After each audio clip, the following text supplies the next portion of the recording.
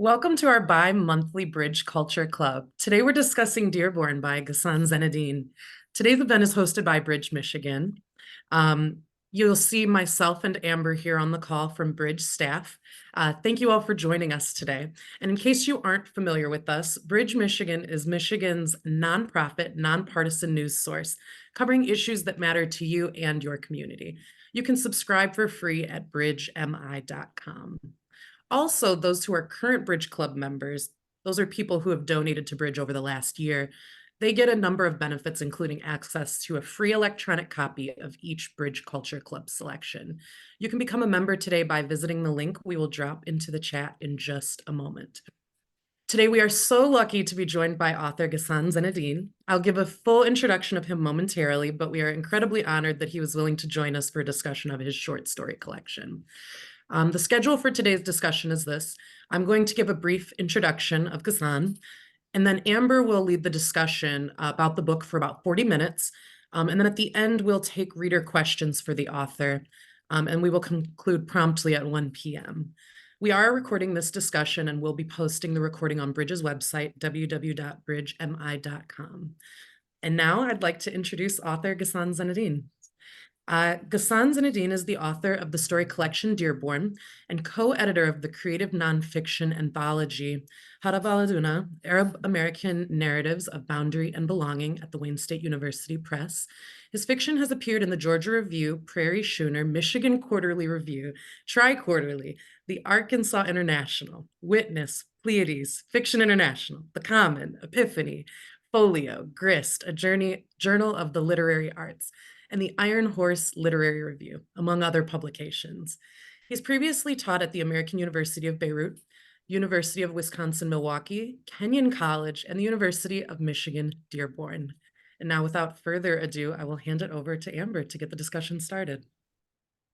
Thanks so much, Jackie. And Ghassan, thank you so much for joining today's Bridge Culture Club event. We are so honored that you're here and willing to talk with us. Yeah, thank you so much, Amber and Jackie, for having me, for the lovely introduction to Bridge, Michigan, and to everyone on the Zoom call. I'm just really so honored to be here. And I'm also honored that you all took the time out to read Dearborn. And I'm just super excited to talk about the book with you all. Well, we are greatly appreciative. I have quite a few questions for you, and I'm sure many of our readers do too. So if you have questions for Ghassan, please type them into the chat at any time today. We'll reserve some time at the end to make sure we get to as many of your questions as we can. As a reminder, if you're not our speaker today, please make sure you remain muted throughout the conversation. Okay, so my very first question, Ghassan, Jackie touched on this a bit in your bio, but could you just tell us a little bit about yourself and your connections to Michigan? Yeah, sure. So I was born in Washington, D.C., but I grew up in the Middle East. I'm Lebanese, but I actually grew up in Saudi Arabia.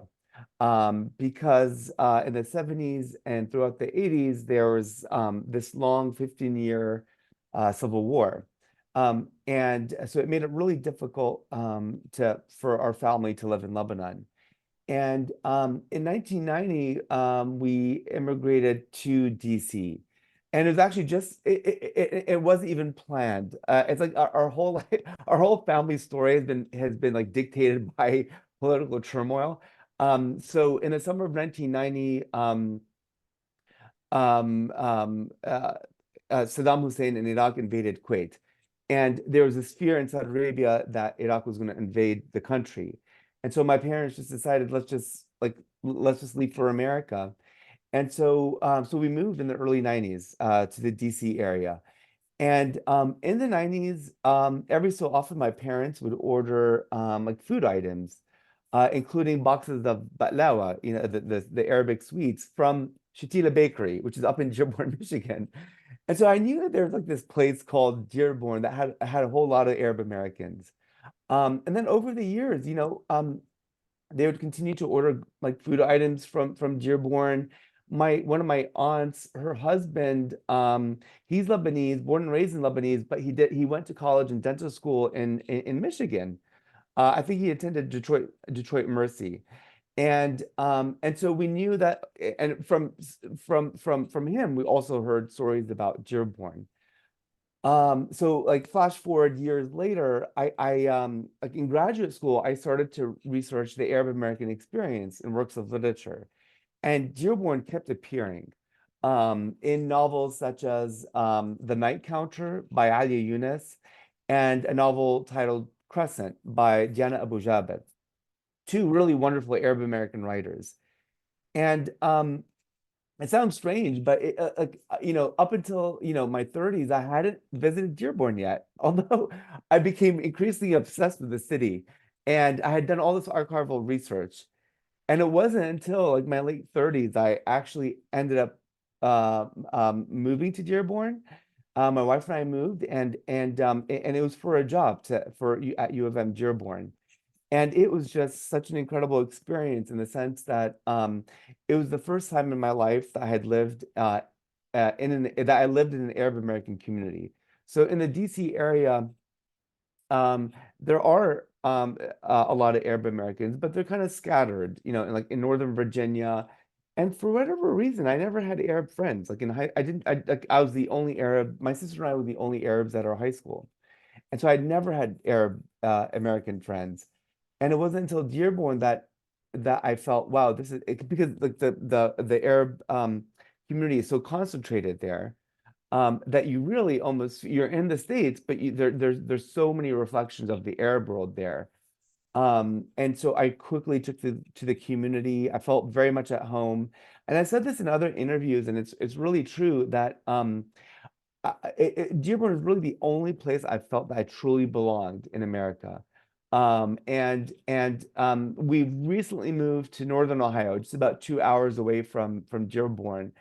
And luckily we're still very close. So I've been kind of going back and forth, just constantly, to the point where it's almost as if like I'm commuting from Dearborn. But I think it's from just really feeling so much at home in Dearborn that I felt comfortable enough to write about it. And that's where the collection kind of came about. Fantastic. Thank you so much. Mhm. That's really helps paint the picture of Yeah, for a lot of these questions that I'm sure I Mhm. have, and I'm sure others do too. Sure. One thing that we often ask about in these events, just because a lot of the folks on here are avid readers and they're curious Yeah, about sort of your process. yeah. When you were developing the stories that became Dearborn, did you always know this was going to be a collection, or how did it all come together? Yeah, yeah. So I knew it was going to be a story collection, and I've always been interested in the form of the linked story collection. So a short story collection that's linked by either recurring characters, a common setting, or common themes, or a combination of all three. Actually, this semester I'm teaching a course titled "The Ethnic American Short Story Cycle." So linked story collections written by writers of color. And so I've always been interested in that form, and I've always wanted to work on one. And so I thought, wow, Dearborn is just like the perfect opportunity to do that. And what a story collection offers you is you're allowed to kind of explore a diverse range of voices, like so many different perspectives. You can certainly obviously do that in a novel, but in a novel, it's like you want that narrative tone to be consistent. Whereas in a short story collection, you can have different tones. You can play with different tones in every single short story. So that really, because Dearborn is such a, I was mentioning like there's a big Arab American community, but it's a very diverse Arab American community. And there's no one Arab American experience. Like everyone has their own experience of what it means to be Arab American. And the story collection allowed me to do that, like to really explore so many different voices, different perspectives, to show how diverse the community is. But in writing the collection, so I knew that I wanted to write a linked story collection, but I didn't have I didn't have the like the grand picture in mind. And I literally had to take it one story at a time and just trust that eventually these stories will link in one way or another. And so I really started off with the very first short story in the collection, The Actors of Dearborn. And it was really like every single short story has its own genesis. Like there's always something about Dearborn that inspired me to write it. And it just so happened that, like the very first year we were living in Dearborn, that was during the Trump presidency, and there's so much like anti immigrant rhetoric, Islamophobia. And I remember the community feeling so anxious in Dearborn. And after Pennsylvania, Michigan at one point had the highest rates of ICE arrests. And I remember that very vividly. And I remember, there was this one diner called Hamido in Dearborn that my wife and I would always frequent.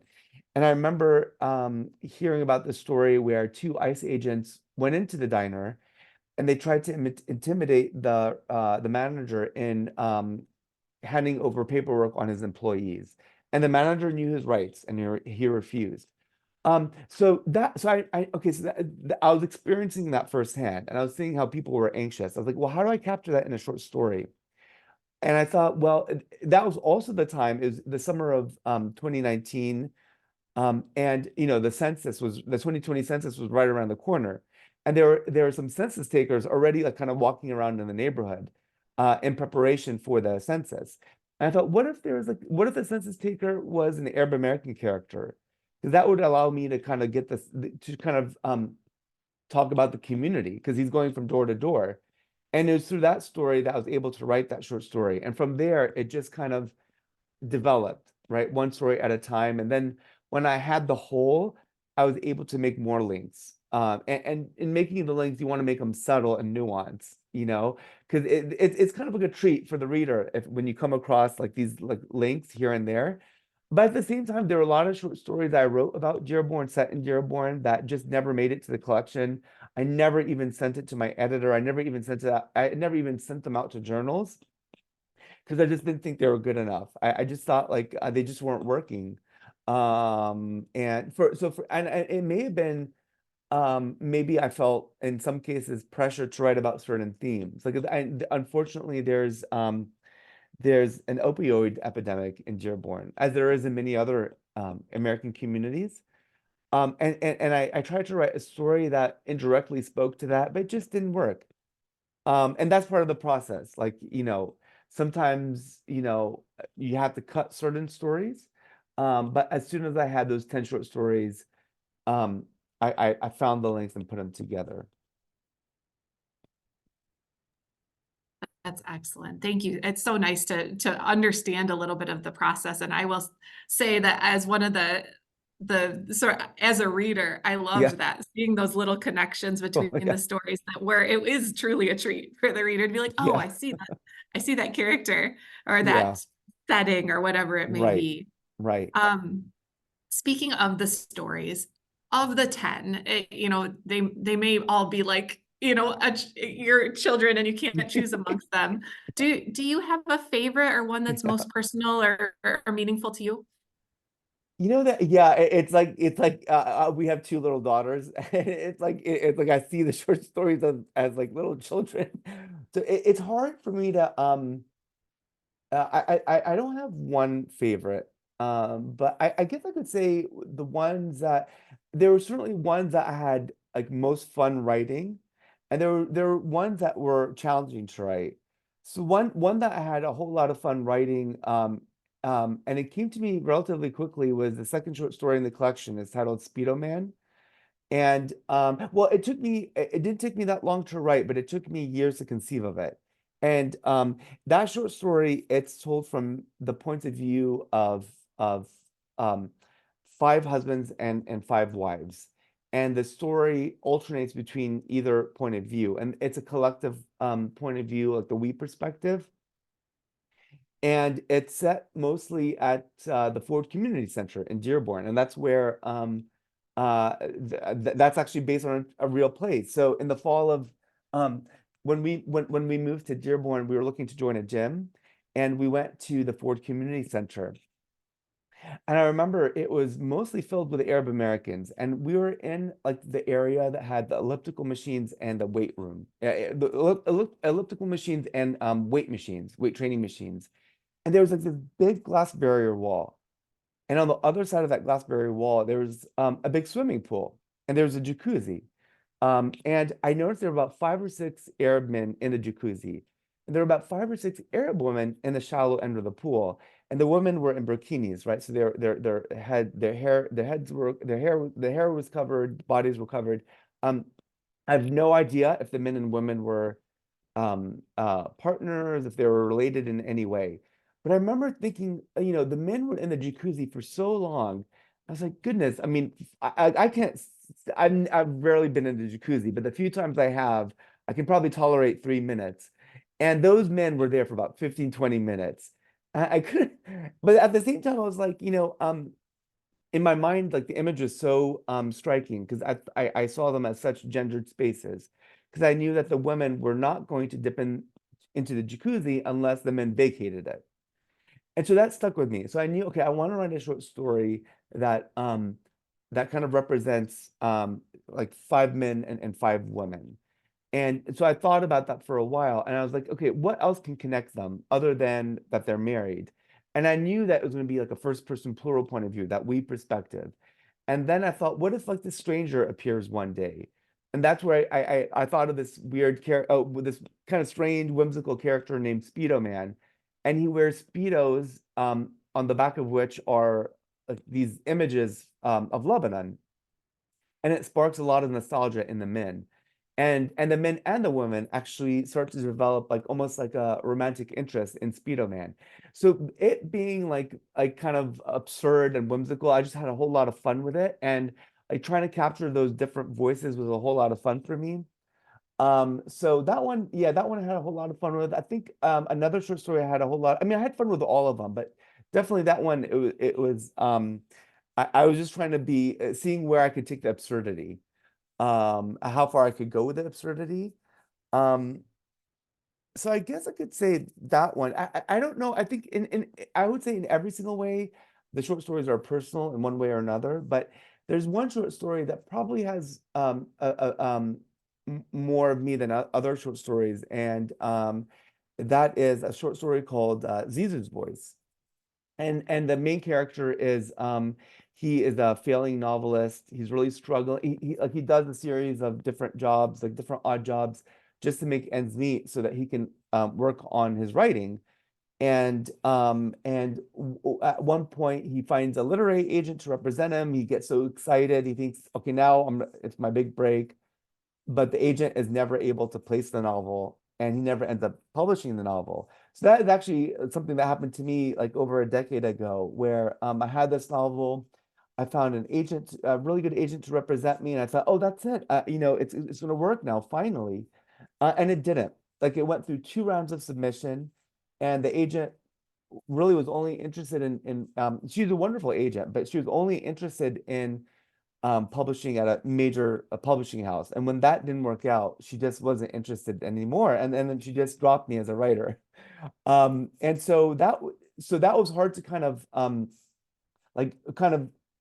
recovering from not necessarily the failure of it, but just like, okay, what am I going to work on next? How do I reinvent myself? Um, that process of failure and then trying to reinvent yourself and working on a new creative writing project is something that's embodied in Zizou's voice. So I guess in that way, that one speaks to some personal experiences.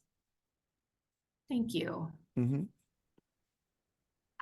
One of the things as I was reading, a recurring sort of theme that weaves through many of the stories is sort of the feeling of home and belonging. Yeah. Um, throughout the stories, home means different things to different Right. people. What sort of were you hoping to convey about home and belonging through the various stories in Dearborn?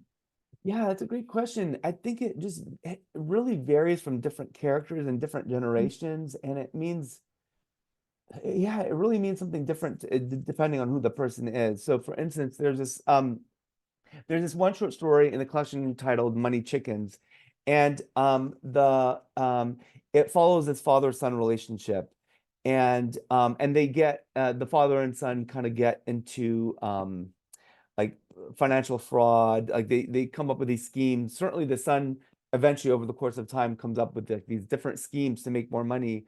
Um, but really, the premise of that story starts with the father trying to save up money in order to build a home back in Lebanon. because the father has this ambition that the whole family is going to relocate to Lebanon. They're going to go back to Lebanon, live their lives there, because that's the true home, that's the ancestral home. But then, like the son, born and raised in Dearborn, he sees Dearborn as home. Like that Arab American experience is something that he doesn't want to ever leave. And the father doesn't always understand that.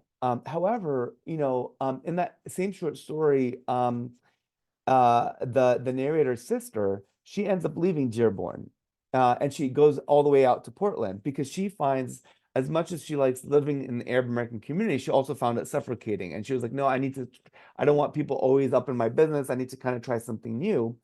Whereas the narrator, he can't ever see himself leaving this community, even though he might have qualms about it. And so it's almost in that way, I tried to explore this in different stories, and because it's certainly something I felt or that I came across in interviewing a whole lot of people in Dearborn, the sense, like almost like this love-hate relationship with the place, that they couldn't see themselves living elsewhere. Like this was their home. And at the same time, and they felt protected by it too. But at the same time, they had like, oh, I wonder what it's like to live outside. So I guess like it could mean different things. Like I was talking about the father-son relationship, it might be generational. And again, right, like that kind of love-hate relationship with the city. And I was, when I was kind of providing some insight into my own background, I mentioned how it's really the only place in the country that I felt so much at home. I think a lot of that has to do with the fact of how visible the community is. That you just, especially on the east side of town in East Dearborn, it's just, literally, restaurants, cafes, grocery stores, houses. It's so vibrant. Like you feel that you're walking the streets of like of an Arab city or an Arab neighborhood. So that certainly makes one feel that they belong. Yeah. Speaking of the city of Dearborn, I was curious, what has been the reaction to this collection from people in Dearborn or within the Yeah. Lebanese American community or the wider Arab American community? How do people react? Yeah, I really so the book was published on September 5th in 2023. So it's been just a little over 6 months. And it's funny because I remember one of my first readings were in Ann Arbor on a Friday, and then Dearborn on a Saturday. And I think it was like the very like early September, like a few days after the book was published. And I remember thinking, I don't know how people are going to respond to the book, because as much as I really wrote that it really is like a love letter to Dearborn. It's just like I'm obsessed with the city. I can't stop writing about the city, and at the same time, I do also critique the city, not in the sense of like, oh, I can't wait to kind of air out the dirty laundry, but more as in wanting to wrestle with like certain problematic issues I came across in Dearborn, like investigating that and interrogating that. Because I really and I really think that if you want what's best for a community, you look at some of the faults and what can we do about that? How can we improve? So yeah, there's some stories that kind of like that touch on that. Um, and so I wasn't sure how the community was going to respond to it. But honestly, the event in Dearborn was at the Dearborn Public Library, and people were just very warm and supportive. It was great to see it. And just like over these past several months, what's been wonderful is to receive a whole lot of like emails and letters from people from the Detroit metropolitan area, and like providing like positive feedback, and that means a lot to me. That like because where we were before Zoom, we were just talking about where you all are based in Detroit, Hamtramck, and you all have offices in Ypsilanti and East Lansing, and so it's like it's important to me that Michiganders, like this book really resonates with them on a personal level. So that's just been wonderful to kind of see. And what's been really special is I think readers are picking up on how much how fond I am of Dearborn. And that means a whole lot to me. Very cool. Thank Mhm. you. One of the things I loved most as I was reading the story collection is that the way that the stories sort of explored the multifaceted, diverse lives of Yeah, Dearborn's Arab American community. yeah, And this is a community that certainly often gets painted with stereotypes by yeah, outsiders. yeah. What do you hope that readers walk away, especially if they knew nothing about Dearborn before they came in? What do you hope that readers walk away with as they having learned about sort of the varied experiences that you talk about in the book? Yeah, yeah, I'm so glad you asked that question. I like my hope is that when I was writing it, I certainly wrote it for all readers. It wasn't like I didn't write it thinking, oh, I just I wanted like all readers, as many readers to read it because I'm hoping that it's universal and it appeals to so many different writers. And certainly if someone's not that aware of the Arab American community, especially in Dearborn, I just, yeah, different things. I wanted them to understand that there's no one Arab American experience, that we're such a diverse community, but also that these characters are just as American as anyone else. Yes, they're Arab, but they really strongly identify with what it means to be American. And that's something I always came across when I was living in Dearborn too.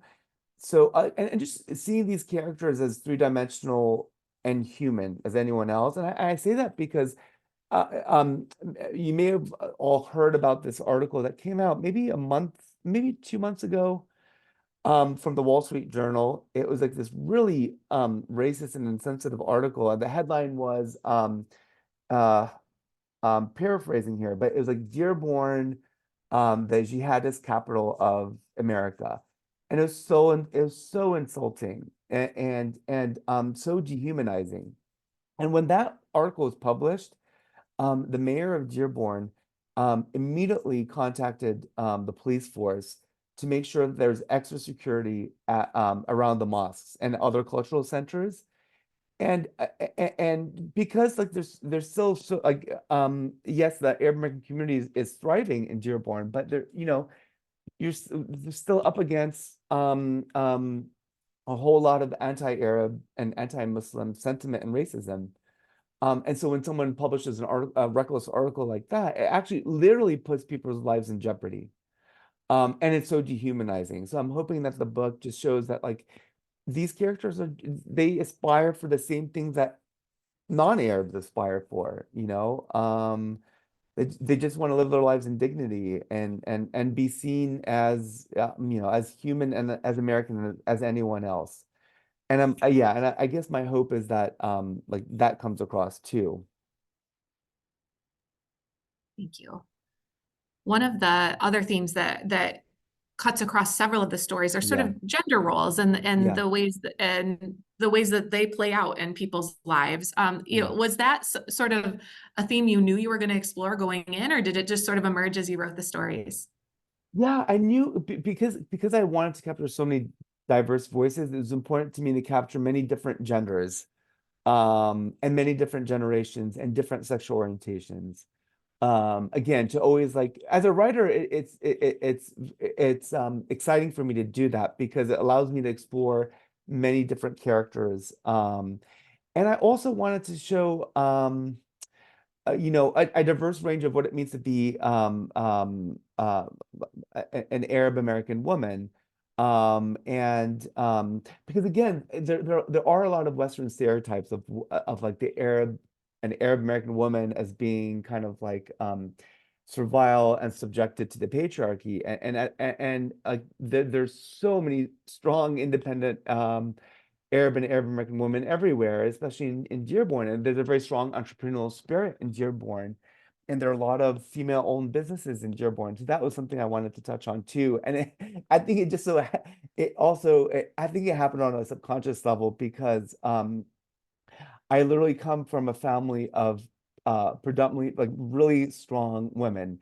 There are very few males in our family. It's like on my mother's side of the family, my great grandmother there were like six sisters, one brother, then my grandmother and her sister. My mother has two sisters. now I have two daughters, so it's like there's something genetic. So I've always been like inspired by the women in my family. And so I think that just kind of came across too. And like I felt comfortable in writing from like different genders. And again, different generations. Like there's this one short story called Marseille, and it's told from the point of view of a 99-year-old Titanic survivor. Yeah, I felt yeah, it just again it goes back to that idea of wanting to be as diverse as possible in the different points of views. Well, thank you. That was something that was very cool, and a lot of the stories that I enjoyed a lot was to see the way that the roles, gender roles, and the way they play out, and how it Yeah. go beyond sort of maybe what a person might think coming in, what Yeah, to each right. story. And I think I also want and on like I also wanted to kind of almost interrogate Arab masculinity. And I mentioned that short story Speedo Man, and how I wanted to kind of examine Arab masculinity there, and how like the Arab men are attracted to Speedo Man, and how that kind of plays into the story. There's another short story towards the end of the collection. It's titled Yusra, and the main character, he's a genderqueer butcher. He goes by the name of Yasser, but he really sees himself as a woman named Yusra, and he's seen himself as Yusra for his entire life. But at the same, but when he's Yasser, like, and he's married, he has a 23-year-old son, but he's never kind of come out to his family or his friends in Dearborn. He's always concealed like his true self. And when he's around his family and his friends, he kind of is like this macho kind of guy, but internally he's really not that. And that was something I also wanted to play when it came to not just one sexual orientation, but also like gender, like almost like performing gender as well. Thank you. Um, one thing I was curious about, obviously authors get inspiration from lots of Yeah. places. Are your characters or in any way inspired by people or events in your life, or are they entirely works of fiction? Yeah, I mean, they're all works of fiction, but certainly they've been inspired by um some like anecdotes that I've heard or that I've seen. So for instance, there's at the very I don't want to give anything away, but um at the very last short story in the collection, it's titled Rabbit Stew. And it's so I don't mean to be graphic here, but I remember a very good friend of mine from Dearborn. He said this happened years ago where someone from abroad came and they wanted to make this dish.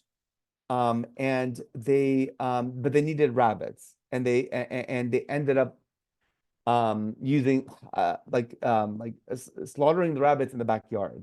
And my friend was horrified. He was just terrified. He was just horrified by what happened, and he refused to eat the meal. And that really stuck with me. I was like, oh my goodness, that's just horrifying.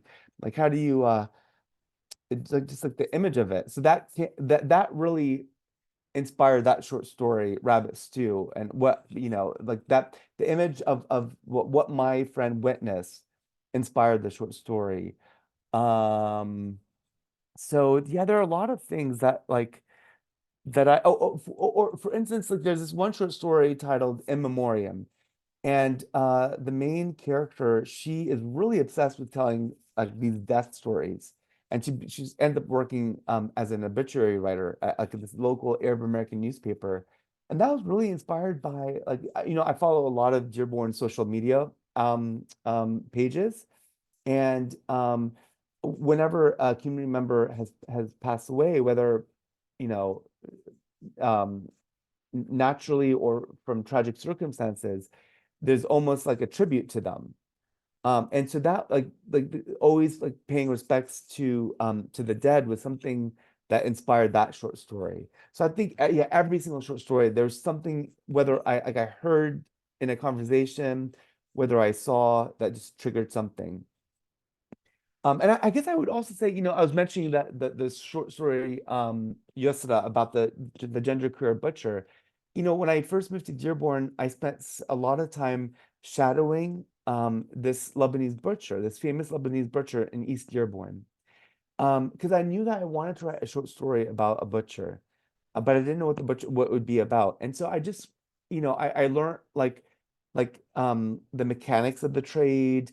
I interviewed him at his butcher shop. I saw how he communicated with customers.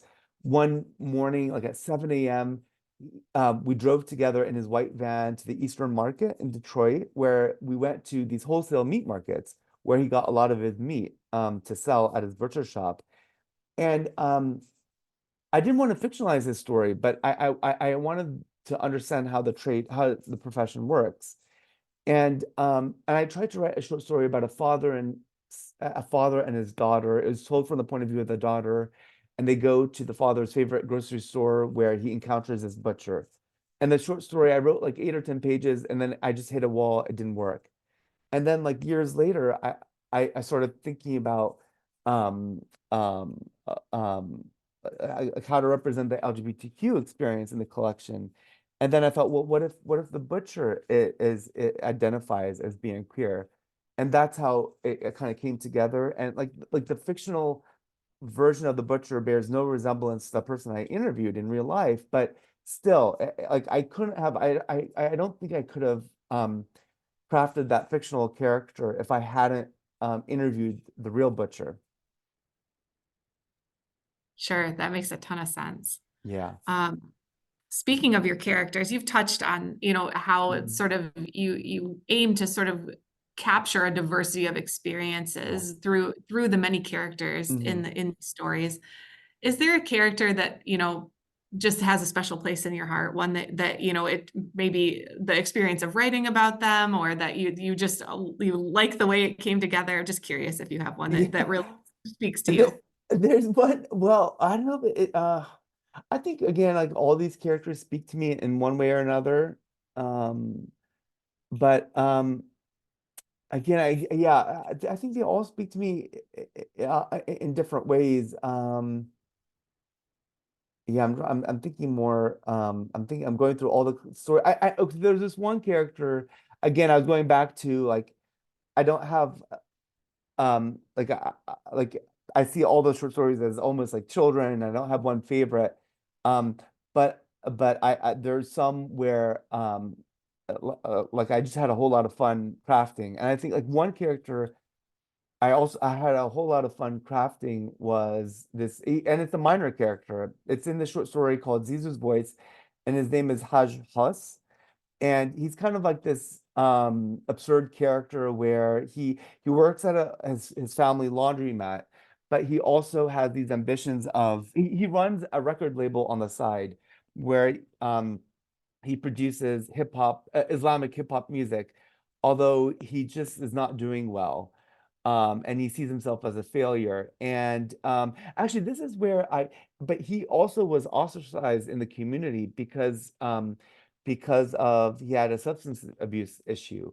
And that's where I was able to kind of briefly touch on the opioid crisis.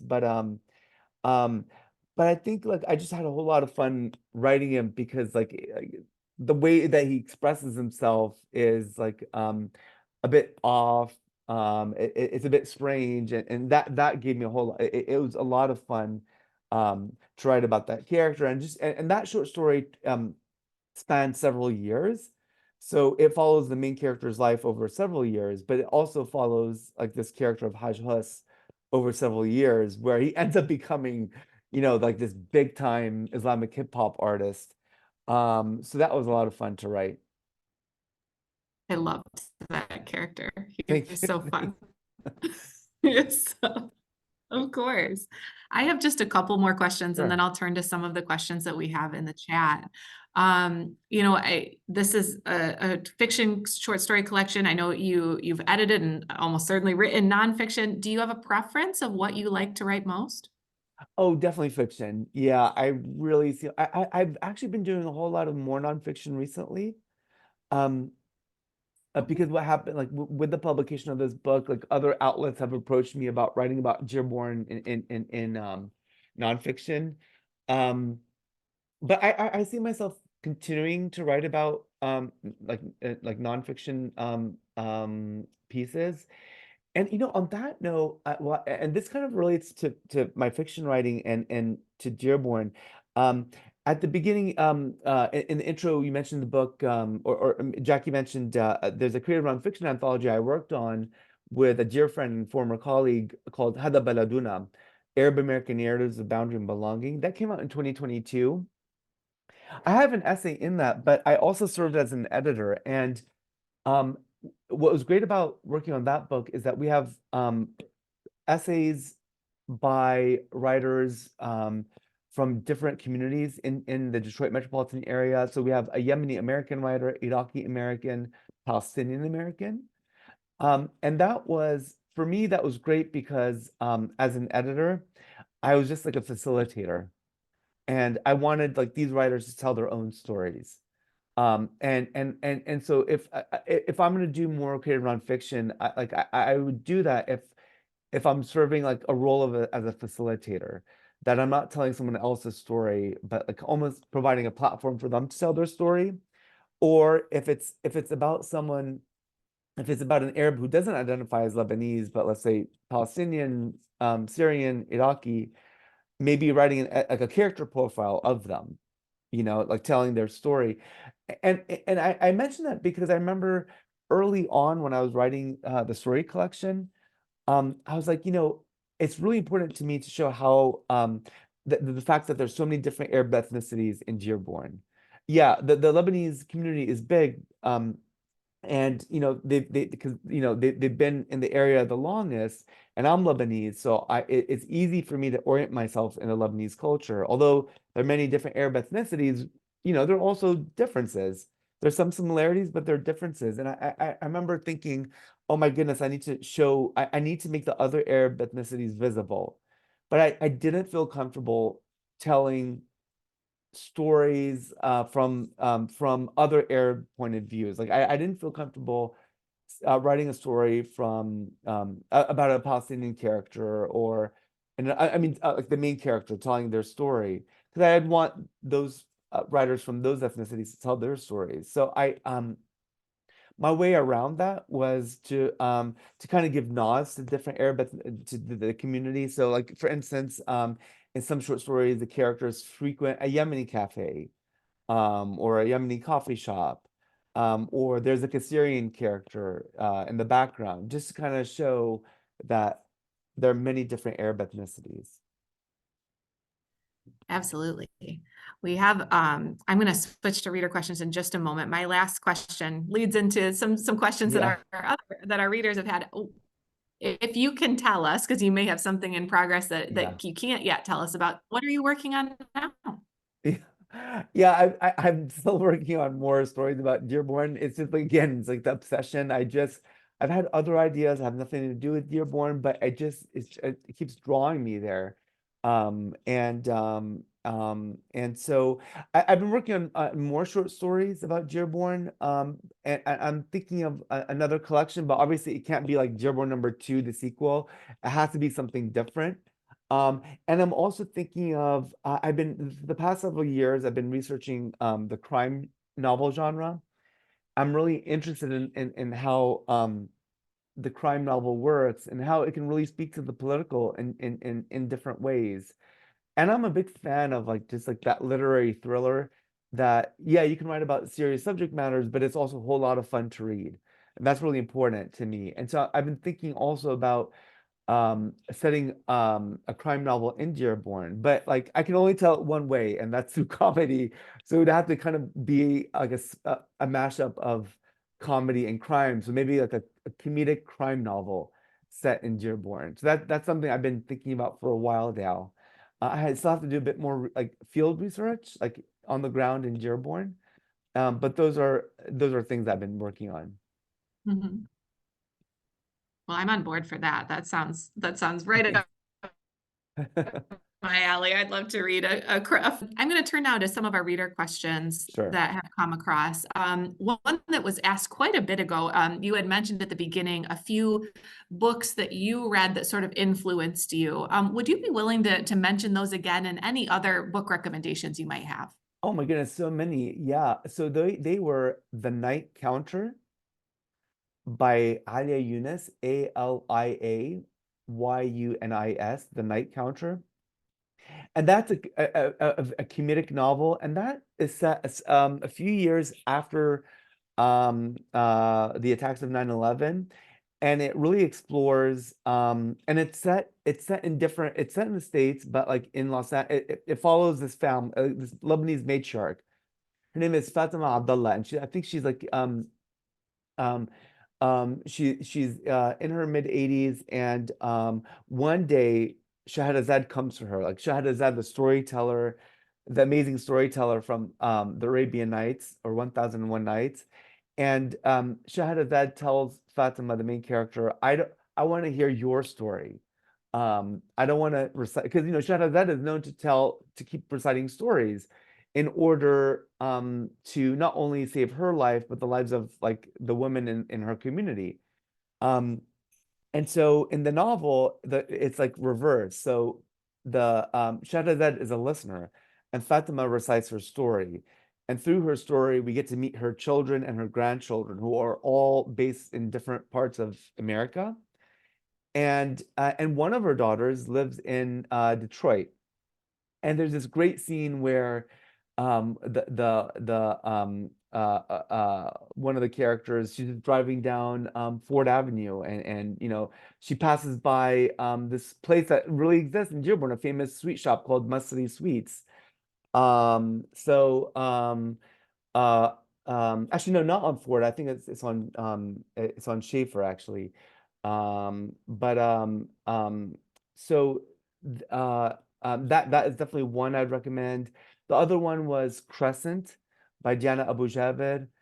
And this is a really exciting time in Arab American literature. There's so many books that have been coming out by um, a wide range of writers. One is by Zaina Arafat, Arafat, and it's You Exist Too Much. And it's she's Palestinian American, and the narrator is Palestinian American, and it also explores the LGBTQ experience.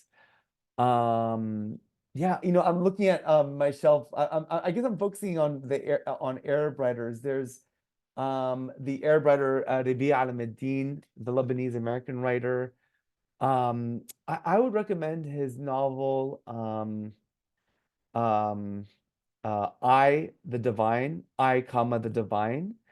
And it's interesting. It's a novel told in first chapters, in the sense that every chapter is a first chapter, although it's like a novel composed of first chapters, and it works. It works really well, and it sounds very gimmicky, but you kind of forget that you're just reading first chapters.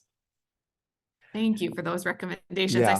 I saw folks jotting things down, and I'm going to listen to the recording so I can do the same. Yeah, I would also say the Palestinian American writer Suzanne Muadi Daraj, she has a new book that came out, a novel that came out just this January. It's titled Behind You is the Sea. And it's a wonderful novel, and it's kind of like a novel told in stories. And it's about about a Palestinian American community in Baltimore. Thank you. Thank you. Yeah. Mm-hmm. One question, it's related to a question I touched on earlier, but now I got to know the specific. One of our readers really loved the story Money Chickens in particular, and they wanted to know whether freezing money in chickens came from your imagination or if you've ever heard of anyone doing this. Yeah. I should have mentioned that. So remember, Amber, when you asked me about like the inspiration for certain stories that I mentioned, rabbit stew, the same friend who told me that story also told me a story about a relative that he knew who stuffed money inside of chickens, and they literally froze them. But and it sounds so odd. So again, he said it to me, and I was like, okay, I need to write a story with that premise. But it also brought to mind, it's funny because a lot of my family members, they wouldn't hide money, but they'd hide their jewelry in the house, and they'd hide it in like weird places. So I had this my grandmother had this dear Syrian friend, and she would hide her jewelry inside of an empty whipped cream canister. and she'd keep it in the fridge. So it actually it brought to mind many family stories again of people, family members hiding important personal belongings. But with what I will say with oh, can you hear me?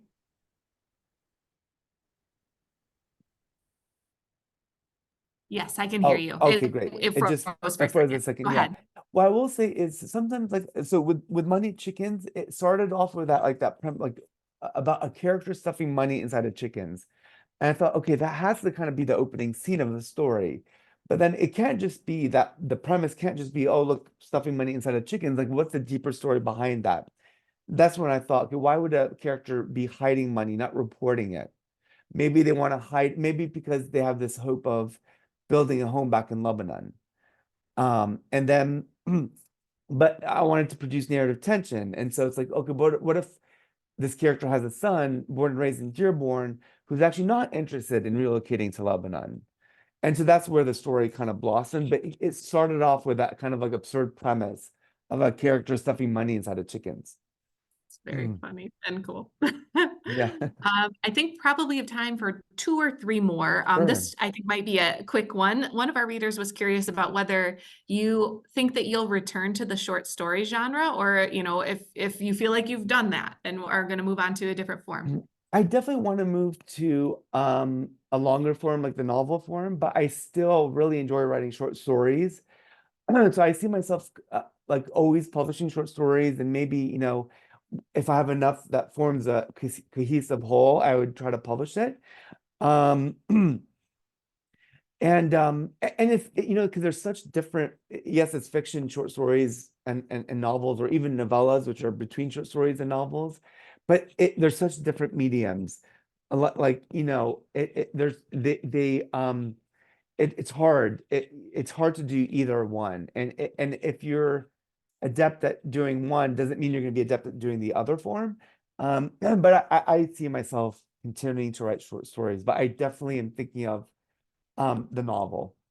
Okay, very good. A few readers have asked about, whether you've written at all about Palestine and Gaza. Yeah, in nonfiction, I have, yes. So there's a piece that's coming out about Palestine and Gaza in Detroit Free Press soon, and then I'm working on an article for The Nation, which is actually um, a portrait of 4 Arab American local leaders in Dearborn, including the mayor, Abdullah Hamoud, and their relationship to Congresswoman Rashida Tlaib, and how how the horrific situation in Gaza and the West Bank is impacting the Arab American community in Dearborn, because there are a lot of people in Dearborn who are from Palestine, or what's going on now is triggering a lot of traumatic memories for them, whether they came from Lebanon, Iraq, or Yemen. So I'm doing it through nonfiction. Yeah, I'm doing it through nonfiction. So 2 pieces coming out, but they're different. It doesn't always have to come through writing. Like, there are different ways of fighting for the Palestinian cause, and so for instance, with the Arab American National Museum, we launched this reading series where every single month 3 or 4 Arab American writers read from their work, and all the proceeds goes to Palestinian charities. So in that sense, it's like, I think it's always important to continue to talk about Palestine. So like that activist side is very active.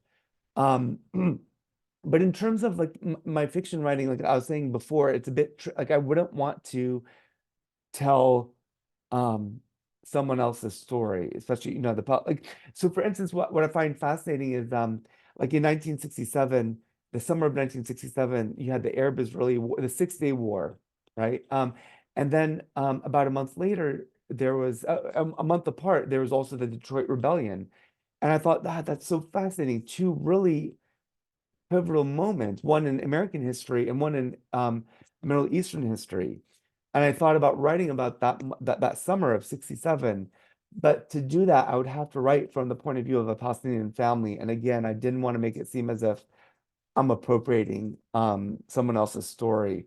So I've been cautious about that, but certainly nonfiction, I've been starting to do that and finding other avenues to always talk about Palestine.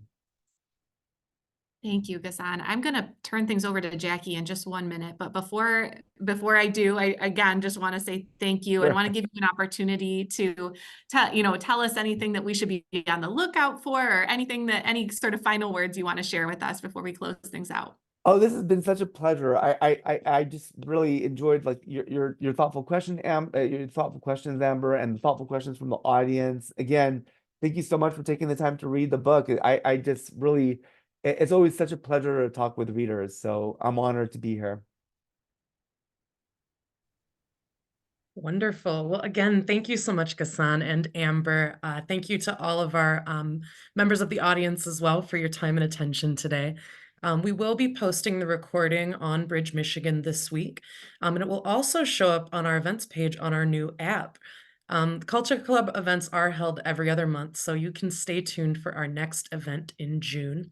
And I have a quick reminder that if you'd like to be eligible to receive our next Culture Club selection, please consider becoming a Bridge Club member today. Thanks again, everybody, and have a great day.